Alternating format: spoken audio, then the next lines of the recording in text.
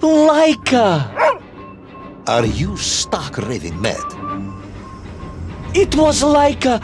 I am sure of it! That spirited little dog saved me! Laika saved you in her little space machine. I believe the correct term is capsule, General. Don't push your luck any further, Ivan Ivanovich. I fear it might snap. Oh, my apologies, General.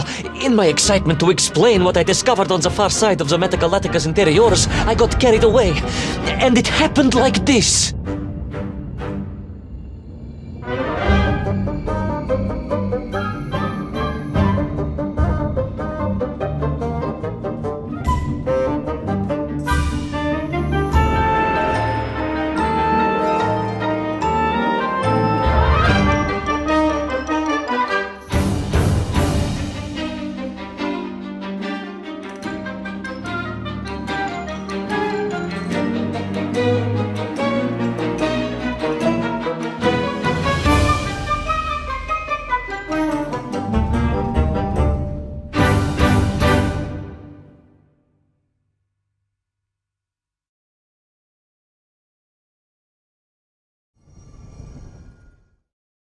A rocky moon.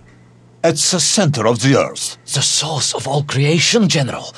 A place where time flowed like rivers, and boulders of raw matter rained like comets upon the cratered rock. Another miraculous escape from death. Another happy accident. It was no accident, General. Laika took me there entirely deliberately, I'm sure of that. She continues to be a heroine and a savior and protector of our great nation.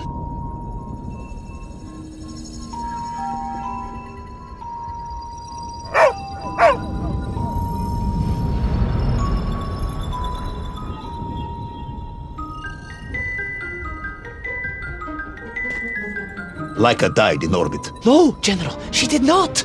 She is very much alive and happy, and currently living several miles below our feet. Laika is dead, Ivan. She most certainly is not, General. This is the real world, Tovarish. A world where you did not go to the center of the Earth, and Laika died in orbit. In my world, General, Laika is still alive. A better world, some may argue. Very well. I will live in your world for a while longer, but time is running out. Ah, yes. Time, General. I was just coming to that.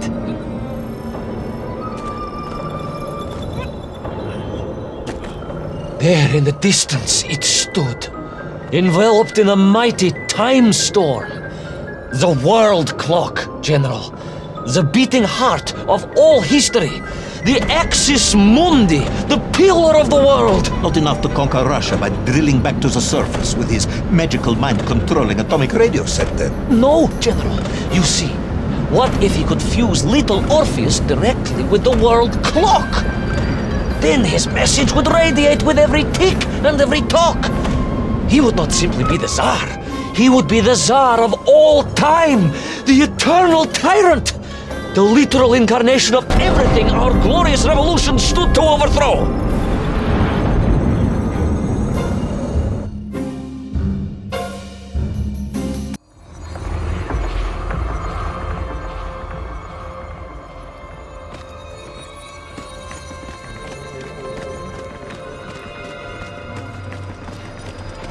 Sonikiv! Uncanny, General.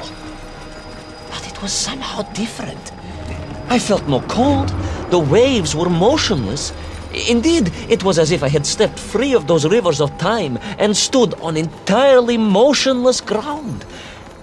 And there in the distance... What? Debris from Tsarya and tall slave mines had washed up here, almost as if I were meant to find it. And there, amongst it, the winking of steel led me to a blasting cap. And a plan began to form.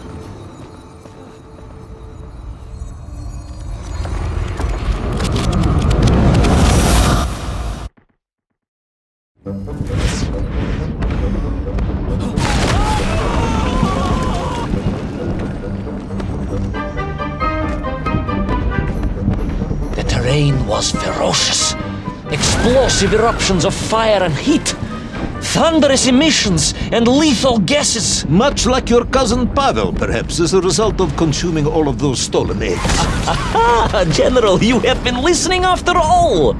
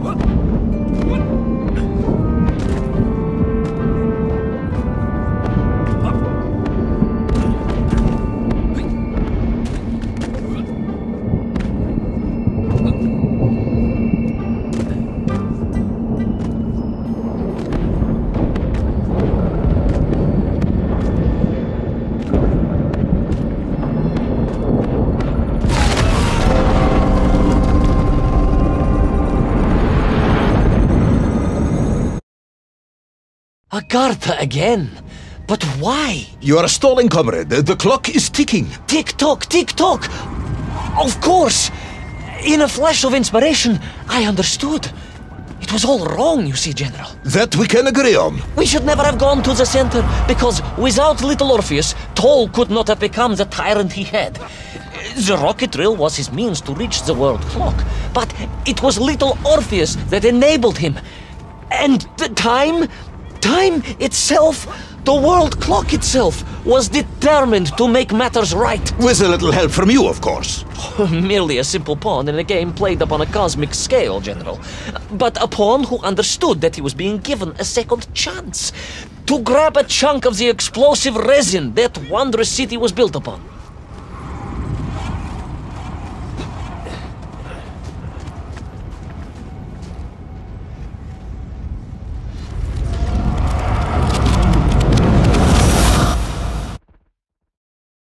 And I was back. The mighty river of time roared past me, carrying the weight of the whole of history with it. Even for you, this is a stretch. Our time is almost up. I have to submit my report within the hour. Time, General. Time was nearly up indeed. That ancient and magical river that carried me along was surely moving inevitably towards some kind of end.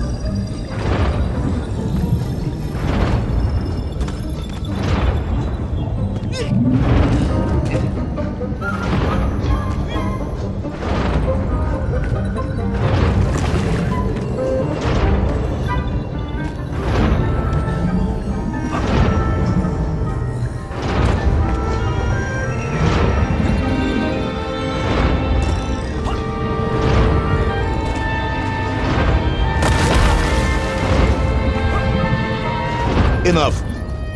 No more Privalov. No more stories. No more lost worlds and space domes.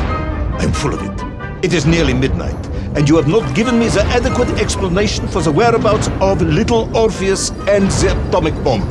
But, General, I am about to tell you what happened when I finally caught up with the villain Toll. I do not care, Tavarish.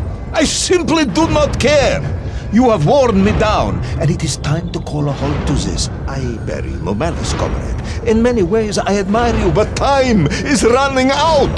Yes, General, yes. Time. Because it was time itself that suddenly appeared to be on my side.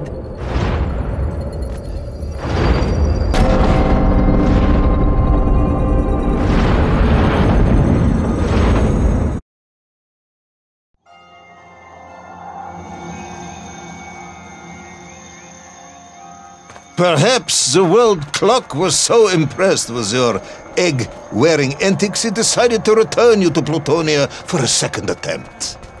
I would strongly suggest you cut to the chase. The chase, yes. The pursuit of Toll and little Orpheus. I stood there with the resin fragment in one hand and the blasting cap in the other, and then, just like that, a clock began to ring.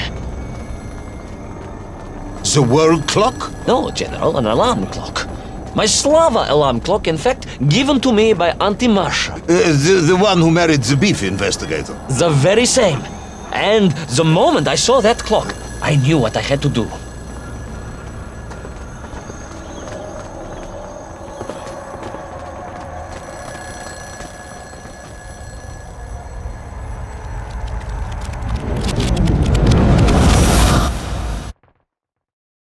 Yes, I'm waiting. A bomb, General. A bomb to destroy a bomb. So, you decided to build a bomb, eh?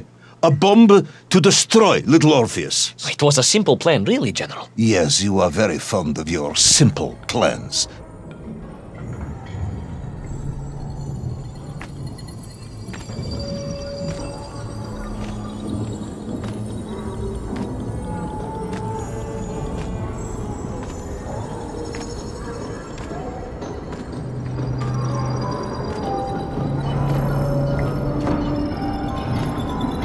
It was the last time I was to see those poor enslaved nymph on my journey. As they scurried in agitation around the base of the rocket drill, now a dreadful weapon of war in the hands of a madman, I was reminded of my mother. Your mother looked like a nymph? That is extremely disrespectful, comrade. No, I meant I was raised by my mother from an early age, of course. My childhood memories of my father were all too brief. You are rambling, Comrade Privalov. Time is running out. Dieni Rezinovi. Time will run out for us all, General, will it not? And it ran out for my father on the shores of Volga. Your father fought at Stalingrad? He did, General. So did I. Well, so you see, General. Perhaps we are just the same, you and I. Perhaps we are all just nymph in the end.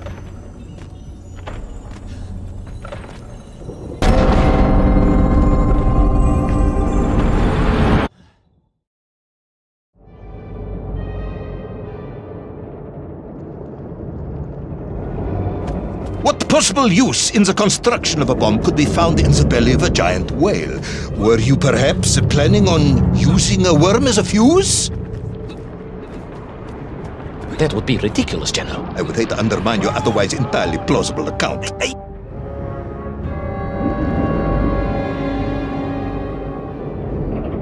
What possible use in the construction of a bomb could be found in the belly of a giant whale?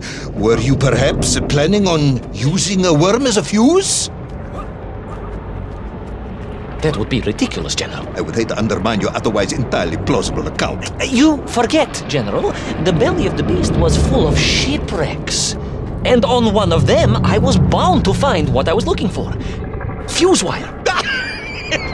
Comrade, yes, you'd forgotten all about the fuse until I reminded you, hadn't you? General, your cynicism is unbecoming to a man of your rank and stature.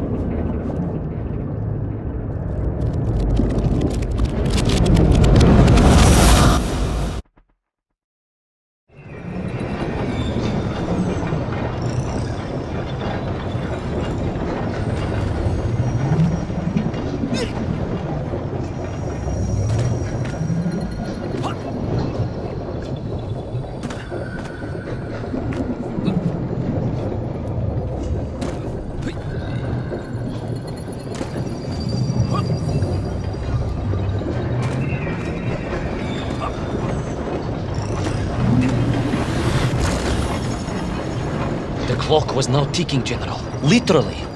I was surrounded by time, immersed in it, floating along a river of it on a raft made of history, seeking the next moment of opportunity to hurtle backwards amongst those lost worlds. I am a patient man, Tavarish. I lost 3 toes in the winter outside Sharkovskaya in 42. A drunken dentist removed 2 frostbitten toes and 1 perfectly healthy one. You may therefore consider me a man blessed with an uncommon level of endurance for discomfort. I hate visiting the dentist. My uncle Vanya was a dentist, and he was a deeply strange man, notwithstanding the love he felt for his pigs. His what?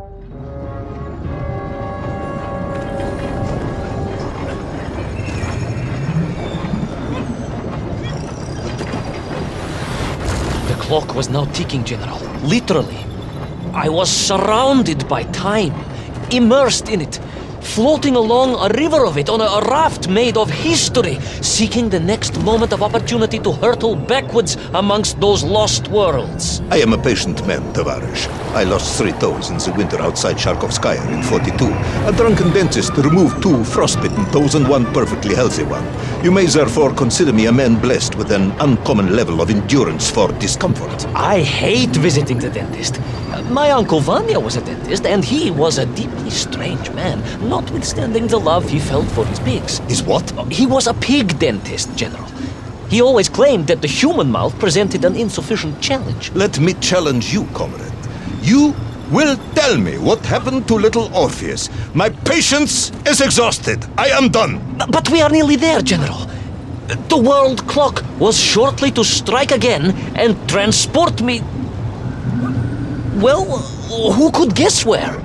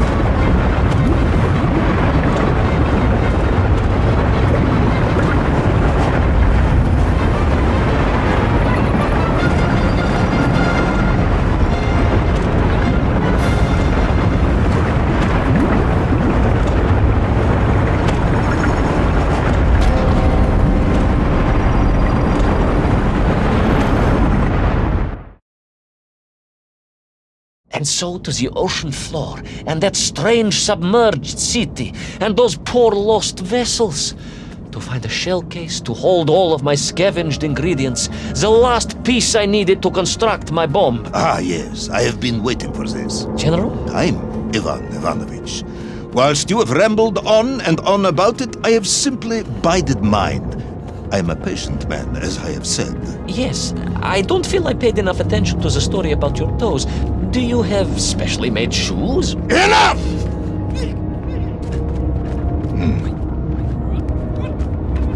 Now I have your full attention. Indulge me, Tavarish. Explain to me how you made this bomb. General? Your bomb, comrade, that you so brilliantly constructed to destroy little Orpheus. Tell me how you made it.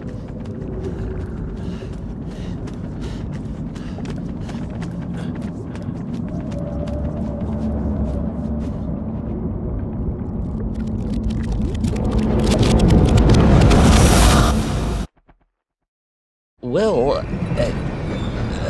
In detail.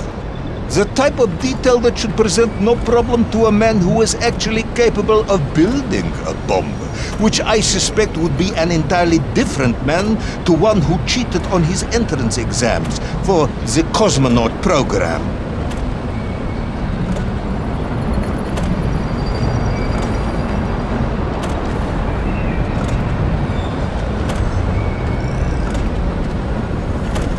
You are uncharacteristically silent, comrade. Cat, got your tongue? If I may, General, perhaps just a minute or two to gather my thoughts? There are precious few minutes left. We have reached our conclusion, I think.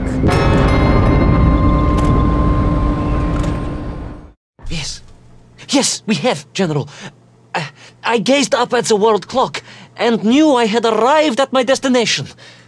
Whatever lay inside would see my journey end one way or another. But I had no idea of the marvels that awaited me. And it happened... The bomb, Ivan Ivanovich! Tell me how you built the bomb! It was a wonderful sight. The world... It is 2 minutes to midnight, Ivan. It is time to end this story.